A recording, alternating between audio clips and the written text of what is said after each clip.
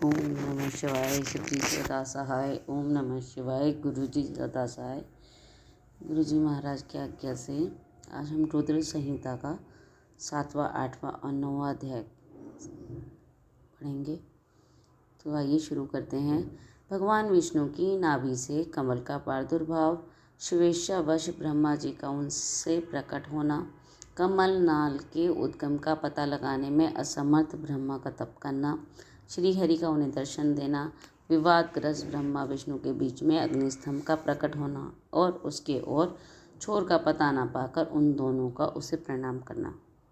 ब्रह्मा जी कहते हैं, देवर्षि, जब नारायण देव जल में शयन करने लगे उस समय उनकी नाभि से भगवान शंकर के इच्छावश सहसा एक उत्तम कमल प्रकट हुआ जो बहुत बड़ा था। उसमें असंख्य नालदंड थे।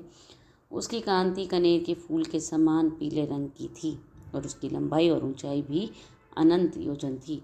वह कमल करोड़ों सूर्यों के समान प्रकाशित हो रहा था। सुंदर होने के साथ ही संपूर्ण तत्वों से युक्त था और अत्यंत अद्भुत परम रमणीय दर्शन के योग्य और सबसे उत्तम था। तत्पश्चात कल्याणकारी परमेश्वर सांब सदाशिव ने पूर्ववर्त प्रयत्न करके मुझे अपने दाहिने अंग से उत्पन्न किया। उन महेश्वर ने मुझे तुरंत ही अपनी माया से मोहित करके नारायण देव के काम नाभि कमल में डाल दिया और लीलापूर्वक मुझे वहाँ से प्रकट किया। इस प्रकार उस कमल के पुत्र के रूप में मुझ हिरण्यगर्भ का जन्म हुआ। मेरे 4 मुख हुए और शरीर की कांति लाल हुई। मेरे मस्तक त्रिपुण की रेखा से अंकित थे। दांत भगवान शिव की माया से मोहित होने के कारण मेरी ज्ञान शक्ति इतनी दुर्लभ हो रही थी कि मैंने उस कमल के सिवा दूसरे किसी को अपने शरीर का जनक या पिता नहीं जाना। मैं कौन हूँ, कहाँ से आया हूँ, मेरा कार्य क्या है, मैं किसका पुत्र होकर उत्पन्न हुआ हूँ और किसने इस समय मेरा निर्माण किया है। इस प्रकार संशय में पड़े हुए मेरे मन में यह विचार उत्पन्न हुआ, मैं किसी लिए मोह में पड़ा हुआ हूँ। जिसने मुझे उत्पन्न किया है उसका पता लगाना तो बहुत सरल है। इस कमल पुष्प का जो पत्र युक्त नाल है उसका उद्गम स्थान इस जल के भीतर नीचे की ओर है।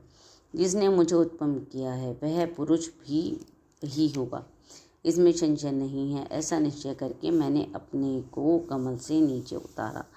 मुने मैं उस कमल की एक नाल में गया और सैकड़ों वर्षों तक वहाँ भ्रमण करता रहा, किंतु कहीं भी उस कमल के उद्गम का स्थान मुझे नहीं मिला। तब पुनः संशय में पड़कर मैं उस कमल पुष्प पर जाने को उत्सुक हुआ और नाल के मार्ग से उस कमल पर चढ़ने लगा। इस तरह बहुत ऊपर जाने पर भी मैं उस कमल के कोश को पा न सका।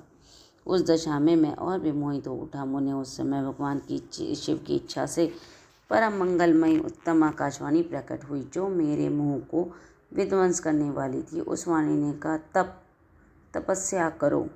उस आकाशवाणी को सुनकर मैंने अपने जन्मदाता पिता का दर्शन करने के लिए उस समय पुनः प्रयत्नपूर्वक 12 वर्षों तक घोर तपस्या की। तब मुझ पर अनुग्रह करने के लिए भी 4 भुजाओं और सुंदर नेत्रों से सुशोभित भगवान विष्णु वहाँ सहसा प्रकट हो गए। उन परम पुरुष ने अपने हाथों में शंख, चक्र, गदा, पद और पद धारण कर रखे थे। उनके सारे अंग सजल जलधर के समान श्याम कांति से सुशोभित थे। उन परम प्रभु ने सुंदर पीताम्बर पहन रखा था। उनके मस्तक आदि अंगों में मुकुट आदि महामूल्यवान आभूषण शोभा पाते थे। उनका मुखारविंद प्रसन्नता से खिला हुआ था। मैं उनकी छवि पर मोहित हो रहा था। वे मुझे करोड़ों कामदेवों के समान मनोहर दिखाई दिए। उनका वह अत्यंत सुंदर स्वरूप देखकर मुझे बड़ा आश्चर्य हुआ। मैं सांवली और सुनहरी आभा से उदासित हो रहे थे। उस समय उनका सत स्वरूप सर्वात्मा 4 भुजा धारण करने वाले महाभाव नारायण देव को वहाँ उस रूप में अपने साथ देखकर मुझे बड़ा हर्ष हुआ। तदंतर उन नारायण देव के साथ मेरी बातचीत आरंभ हुई। भगवान शिव की लीला से हम दोनों में कुछ विवाद छिड़ गया। इसी समय हम लोगों के बीच में एक महान अग्निस्तंभ ज्योतिर्लिंग में लिंग प्रकट हुआ। मैंने और श्री विष्णु ने क्रमशः ऊपर और नीचे जाकर उसके आदि अंत का पता लगाने के लिए बड़ा प्रयत्न किया, परंतु हमें कहीं भी उसका और छोर नहीं मिला। मैं थककर ऊपर से नीचे लौट आया और भगवान विष्णु भी उसी तरह नीचे से ऊपर आकर मुझसे मिले।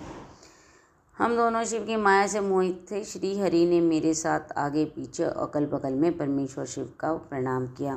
फिर मैं सोचने लगे, यह क्या वस्तु है, इसके स्वरूप का निर्देश किया जा सकता है, क्योंकि न तो इसका कोई नाम है न कर्म ही है। लिंगरहित तत्व भी यहाँ लिंग भाव को प्राप्त हो गया है। ज्ञान मार्ग में ही इसके स्वरूप का कुछ पता नहीं लगता। इसके बाद मैं और श्रीहरि दोनों ने अपने चित्त को स्वस्थ करके उस अग्निस्तंभ को प्रणाम करना आरंभ किया। हम दोनों बोले, महाप्रभु, हम आपके स्वरूप को नहीं जानते। आप जो कोई भी क्यों न हो, आपको हमारा नमस्कार है। महेशान, आप शीघ्र ही हमें अपने यथार्थ रूप का दर्शन कराइए। मुनिश्रेष्ठ इस प्रकार अहंकार से अविष्ट हुए। हम दोनों ही वहाँ नमस्कार करने लगे। ऐसा करते हुए हमारे 100 वर्ष बीत गए। इस प्रकार 7वां अध्याय। ब्रह्मा और विष्णु को भगवान शिव के शब्दमय शरीर का दर्शन। ब्रह्मा जी कहते हैं, मुनिश्रेष्ठ नारद, इस प्रकार हम दोनों देवता गर्भ रहित हो निरंतर प्रणाम करते रहे। हम दोनों के मन में एक ही अभिलाषा थी कि ज्योतिर्लिंग के रूप में प्रकट हुए परमेश्वर प्रत्यक्ष दर्शन दें। भगवान शंकर दीनों के प्रतिपालक, अहंकारियों का गर्भ करने वाले तथा सबके अविनाशनी प्रभु हैं। वे हम दोनों पर दयालु हो गए। उस समय वहाँ उन सुरश्रेष्ठ से ओम ओम ऐसा शब्दनाद प्रकट हुआ, जो स्पष्ट रूपी से सुनाई देता था। वह नाद प्रलुप्त स्वर में अभिव्यक्त हुआ था। जोर से प्रकट होने वाले शब्द के विषय में यह क्या है, ऐसा सोचते समय देवताओं के आराध्य भगवान विष्णु मेरे साथ संतुष्ट चित्त से खड़े रहे। वे सर्वदा वैर भाव से रहित थे। उन्होंने लिंग के दक्षिण भाग में सनातन आदि वर्णाकार का दर्शन किया, उत्तर भाग में उकार का, मध्य भाग में मकार का और अंत में ओम इस नाद का साक्षात दर्शन कर एवं अनुभव किया। दक्षिण भाग में प्रकट हुए आदिवर्ण आकार को सूर्यमंडल के समान तजोमय देखकर जब उन्होंने उत्तर भाग में दृष्टिपात किया, तब वहाँ उकार वर्ण अग्नि के समान दीप्तिशाली दिखाई दिया। मुनिशेष इस तरह उनके मध्य में मकार को चंद्रमंडल के समान उज्ज्वल कांति से प्रकाशमान देखा। तदंतर जब उसके ऊपर दृष्टि डाली, तब शुभ स्फटिक मणि के समान निर्भर प्रभा से युक्त, तुरीयातीत, अमल, निष्काल, निरूप, द्रव, निर्द्वंद, आदित्य, शून्य में ब्रह्म और आभ्यंतर के भेद से रहित, ब्राह्मयंतर भेद से युक्त, जगत के भीतर और बाहर स्वयं ही स्थित, आदि मध्य और अंत से रहित, आनंद के आदिकरण तथा सबके परमाशय सत्य, आनंद और अमृत स्वरूप पर ब्रह्मा का साक्षात्कार किया। उस समय श्री हरि सोचने लगे कि यह अग्निस्तंभ यहाँ कहाँ से प्रकट हुआ है। हम दोनों फिर इसकी प्रतीक्षा करें। मैं इस अनुपम अनल स्तंभ के नीचे जाऊँगा। ऐसा विचार करते हुए श्री हरि ने वेद और शब्द दोनों के आवेश से युक्त विश्वात्मा शिव का चिंतन किया। तब वहाँ एक ऋषि प्रकट हुए, जो ऋषि समूह के परम सार रूप माने जाते हैं। उन्हीं ऋषि के द्वारा परमेश्वर श्री विष्णु ने जाना था कि इस शब्द ब्रह्ममय शरीर वाले परमलिंग के रूप में साक्षात पर ब्रह्मा स्वरूप महादेव जी यहाँ प्रकट हुए हैं। ये चिंता रहित अथवा अचिंतनीय रुद्र हैं। जहाँ जाकर मन सहित वाणी उन्हें प्राप्त किए बिना ही लौट आती है। उस पर ब्रह्मा परमात्मा शिव का वाचक एक अक्षर प्रणव ही है। मैं इसके वाचर्थ यार्थ रूप हैं। वह परम कारण, वृत्त, सत्य, आनंद और अमृत स्वरूप पर ब्रह्मा एक अक्षर का वाच्य है। प्रणव के एक अक्षर आकार से जगत के बीजभूत अंड जन्मा भगवान विष्णु ब्रह्मा का बोध होता है। उसके दूसरे एक अक्षर उकार से परम कारण रूप श्री हरि का बोध होता है और तीसरे एक अक्षर मकार से भगवान नील लोहित शिव का ज्ञान होता है। आकार सृष्टि करता है, उकार मुँह में डालने वाला है और मकार नित्य अनुग्रह करने वाला है। मकार बोध सर्वव्यापी शिव बीजी बीज मंत्र के स्वामी हैं और आकार संज्ञ का मुझ ब्रह्मा को बीज कहते हैं। उकार नामधारी श्री हरि योनि हैं। प्रधान और पुरुष के भी जो ईश्वर हैं वो महेश्वर हैं। में बीजी बीज और योनि भी हैं, उन्हीं को नाद कहा गया है। उनके भीतर सबका समावेश है। बीजी अपनी इच्छा से ही अपने बीज को अनेक रूपों में विरक्त करके स्थित हैं। इन बीजी भगवान महेश्वर के लिंग से आकार रूप बीज प्रकट हुआ, जो उकार रूपी योनि में स्थापित होकर सब ओर से बढ़ने लगा। वह सुवर्ण में अन्न के रूप में ही बताने योग्य था। उसका और कोई विशेष लक्षण नहीं लक्षित होता था। वह दिव्य अन्न अनेक वर्षों तक जल में ही स्थित रहा। तदंतर 1000 वर्ष के बाद उस अंड के 2 टुकड़े हो गए। जल में स्थित हुआ वह जन्म अजन्मा ब्रह्मा जी की उत्पत्ति का स्थान था और साक्षात महेश्वर के आघात से ही फूटकर 2 भागों में बट गया था। उस अवस्था में उसका ऊपर स्थित हुआ सुवर्णमय कपाल बड़ी शोभा पाने लगा। वह धुलोक और के रूप में प्रकट हुआ और उसका जो दूसरा नीचे वाला कृपाल था वही यह 5 लक्षणों से युक्त पृथ्वी है। उस अंड को चतुर्मुख ब्रह्म उत्पन्न हुए जिनकी क संज्ञा है। वे समस्त लोगों के सर्वस्ता हैं। इस प्रकार में भगवान महेश्वर ही अ, ऊ और म इन त्रिविध रूपों में वर्णित हुए हैं। इसी अभिप्राय से उन ज्योतिर्लिंग स्वरूप सदाशिव ने ओम ओम ऐसा कहा। यह बात यजुर्वेद के शेष मंत्र कहते हैं। यजुर्वेद के शेष मंत्रों का यह कथन सुनकर ऋचाओं और साम मात्राओं ने भी हमसे आदरपूर्वक कहा, हे हरे, हे ब्राह्मण, यह बात ऐसी ही है। इस तरह देवेश्वर शिव को जानकर श्री हरि ने शक्ति संबोध मंत्रों द्वारा उत्तम और महान अभ्युदय से शोभित होने वाले उन महेश्वर का स्तवन किया। इसी बीच में मेरे साथ विश्वपालक भगवान विष्णु ने एक और भी अद्भुत एवं सुंदर रूप देखा। मुने वह रूप 5 मुखों और 10 मुखों से अलंकृत था। उसकी कांति कर्पूर के समान गौर थी। वह नाना प्रकार की छटाओं से छविमान और भली भांति आभूषणों से विभूषित था। उस परम उदार महापराक्रमी और महापुरुष के लक्षणों से संपन्न अत्यंत उत्कृष्ट रूप का दर्शन करके मैं और श्री हरि दोनों कृतार्थ हो गए। पश्चात परमेश्वर भगवान महेश प्रसन्न हो अपने दिव्य शब्दमय रूप को प्रकट करके हंसते हुए खड़े हो गए। आकार उनका मस्तक और आकार ललाट है। इकार दाहिना और इकार बायां नेत्र है। उकार की उनका दाहिना और उकार को बायां कान बताया जाता है। ऋकार उन परमेश्वर का दाया कपोल है और ऋकार बायां। लड़ और लड़ ये उनकी दोनों नासिका के दोनों छिद्र हैं। इकार उन सर्वव्यापी प्रभु का ऊपरी ओष्ठ है और एकार अधर। ओकार और ओकार ये दोनों क्रमशः उनके ऊपर और नीचे की 2 दंत पंक्तियां हैं। अंग और अह उन देवादिदेव शूलधारी शिव के दोनों तालु हैं। क आदि 5 अक्षर उनके दाहिने 5 हाथ हैं और च आदि 5 अक्षर बाएं हाथ। ट आदि और त आदि 5 अक्षर उनके पैर हैं। पकार पेट है। पकार का दाहिना पार्श्व बताया जाता है और बकार का बायां पार्श्व। भकार को कंधा कहते हैं। मकार उन योगी महादेव शंभु का हृदय है। य से लेकर स तक 7 अक्षर सर्वव्यापी शिव के शब्दमय शरीर की 7 धातुएं हैं। हकार उनकी नाभि है और शकार को मेण मुद्रेदीय कहा गया है। इस प्रकार निर्गुण और गुण स्वरूप परमात्मा के शब्दमय रूप को भगवती उमा के साथ देखकर मैं और श्री हरि दोनों कृतार्थ हो गए। इस समय शब्द ब्रह्मा में शरीरधारी भगवान महेश्वर का दर्शन पाकर मेरे साथ श्री हरि ने उन्हें प्रणाम किया और पुनः ऊपर की ओर देखा। उस समय उनकी 5 कलाओं से युक्त ओंकार जनित मंत्र का साक्षात्कार हुआ। तत्पश्चात महादेव जी का ओम तत्वमसि यह महावाक्य दृष्टिगोचर हुआ, जो परम उत्तम मंत्र रूप है और शुद्ध स्फटिक के समान निर्मल है। फिर संपूर्ण धर्म और अर्थ का साधक तथा बुद्धि स्वरूप गायत्री नामक दूसरा महान मंत्र लक्षित हुआ, जिसमें 24 अक्षर हैं और जो चारों पुरुषार्थों रूपी फल देने वाला है। तत्पश्चात मृत्युंजय मंत्र, फिर पंचाक्षर मंत्र और दक्षिणामूर्ति संज्ञक चिंतामणि मंत्र का साक्षात्कार हुआ।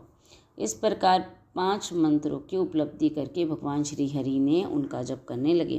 तदंतर ऋक, यजु और साम ये जिनके रूप हैं, जो ईशो के मुकुटमणि ईशान हैं, जो पुरातन पुरुष हैं, जिनका हृदय अघोर अर्थात सौम्य हैं, जो हृदय को प्रिय लगाने वाले सर्वगुण सदाशिव हैं, जिनके चरण वाम परम सुंदर हैं, जो महान देवता हैं और जो परम सर्पराज को आभूषण के रूप में धारण करते हैं, जिनके सभी और पैर और सब और नेत्र हैं, जो मुझ ब्रह्म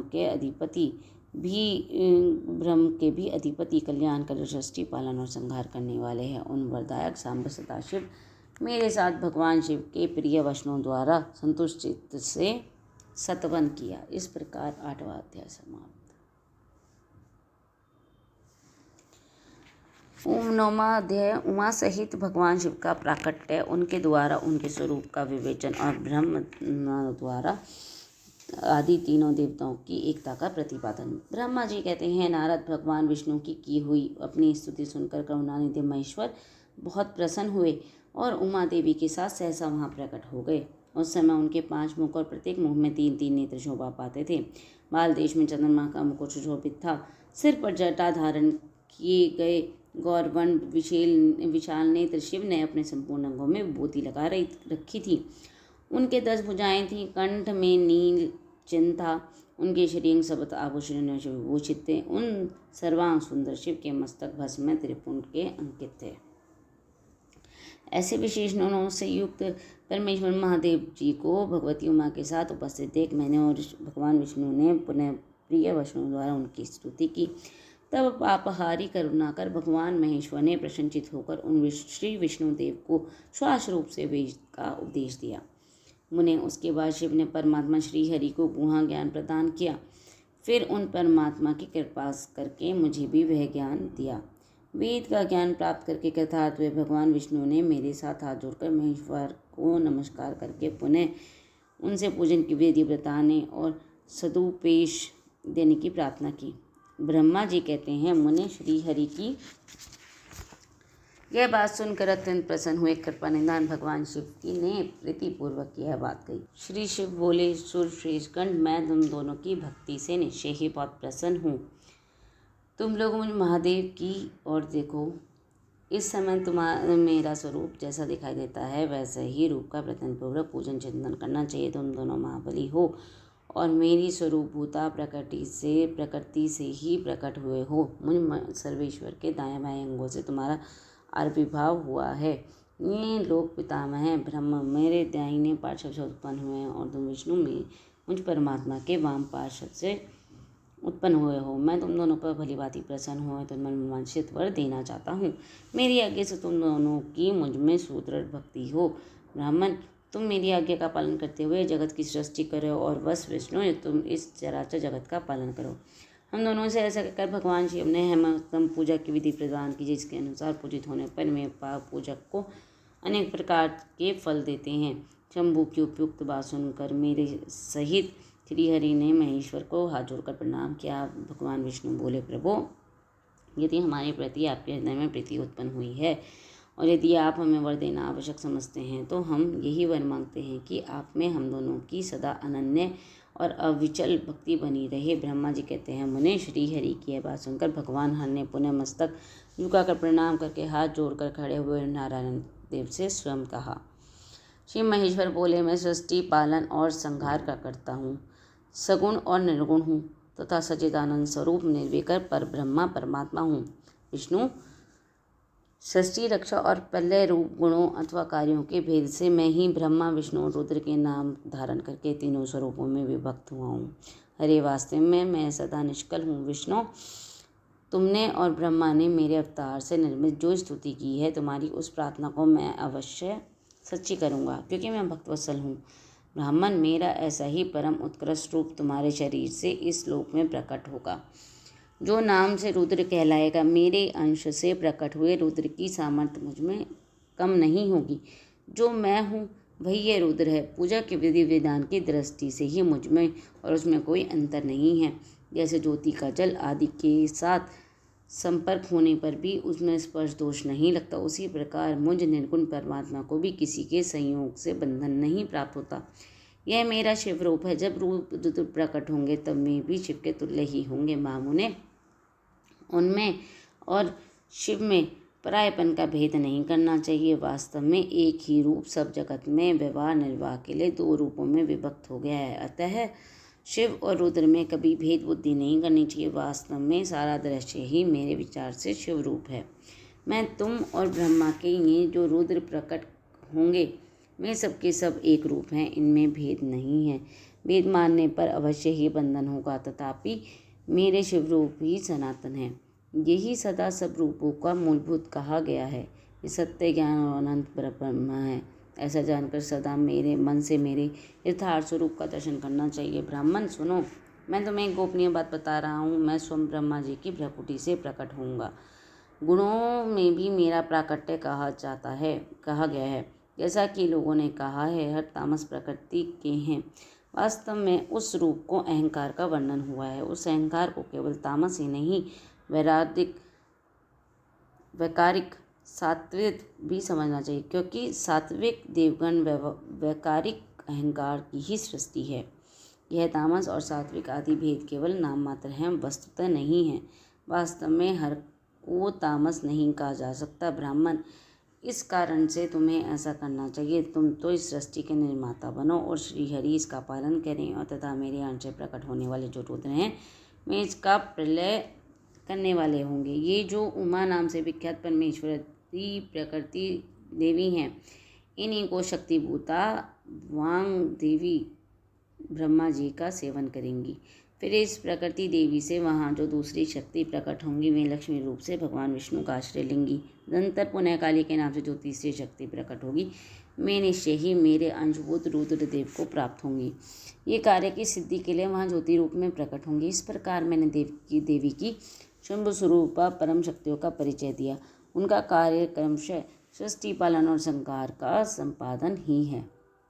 सुश्रेष्ठ, इन सब की सब मेरी प्रिया प्रकृति देवी की अंशभूता हैं। हरे, तुम लक्ष्मी का सहारा लेकर कार्य करो। ब्राह्मण, तुम्हें प्रकृति की अंशभूता वांग देवी को पाकर मेरी आज्ञा के अनुसार मन से सृष्टि कार्य का संचालन करना चाहिए। मैं अपनी प्रिया की अंशभूता परात्पर काली का आश्रय ले रुद्र रूप से प्रलय संबंधी उत्तम कार्य करूँगा। तुम सब लोग अवश्य ही पूर्ण आश्रमों और उनसे भिन्न अन्य विविधों कार्यों द्वारा चारों वर्णों से भरे हुए लोक की सृष्टि एवं रक्षा आदि करके सुख पाओगे। हरे, तुम ज्ञान विज्ञान से संपन्न और संपूर्ण लोगों में हितैषी हो, अतः अब मेरी आज्ञा पाकर जगत में सब लोगों के लिए मुक्तिदाता बनो।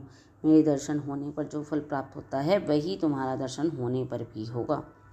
मेरी यह बात सत्य है, इसमें संशय के लिए कोई स्थान नहीं है। मेरे हृदय में विष्णु है और विष्णु के हृदय में मैं हूँ। जो इन दोनों में अंतर नहीं समझता वही मुझे विशेष प्रिय है। श्रीहरि मेरे बाएं अंग से प्रकट हुए हैं, ब्रह्मा के दाहिने अंग से प्राकट्य हुआ है, और महाप्रलय काली विश्वात्मा रुद्र मेरे हृदय से प्रादुर्भूत होंगे। विष्णु मैं ही सृष्टि पालन और संहार करने वाले रज आदि त्रिविध गुणों द्वारा ब्रह्मा विष्णु और रुद्र नाम से प्रसिद्ध होऊंगा। तीनों लोकों में पृथक पृथक प्रकट होता हूँ। साक्षात शिव गुणों से भिन्न है। मैं प्रकृति और पुरुष से भी परे हैं। अद्वितीय, नित्य, अनंत, पूर्ण और निरंजन पर ब्रह्मा परमात्मा है। तीनों लोकों को पालन करने वाले श्रीहरि भीतर तमोगुण और बाहर सत्वगुण धारण करने वाले हैं।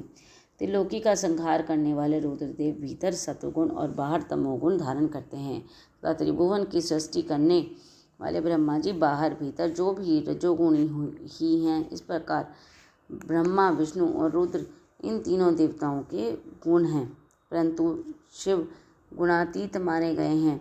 विष्णु, तुम मेरी आज्ञा से इन सृष्टिकर्ता पितामह की प्रसन्नता पूर्वक पालन करो। ऐसा करने से तीनों लोकों में पूजनीय हो जाओगे। इस प्रकार 9वां अध्याय समाप्त। ओम नमः शिवाय। शिव जी सदा सहाय। ओम नमः शिवाय। गुरु जी सदा सहाय। जय गुरु जी।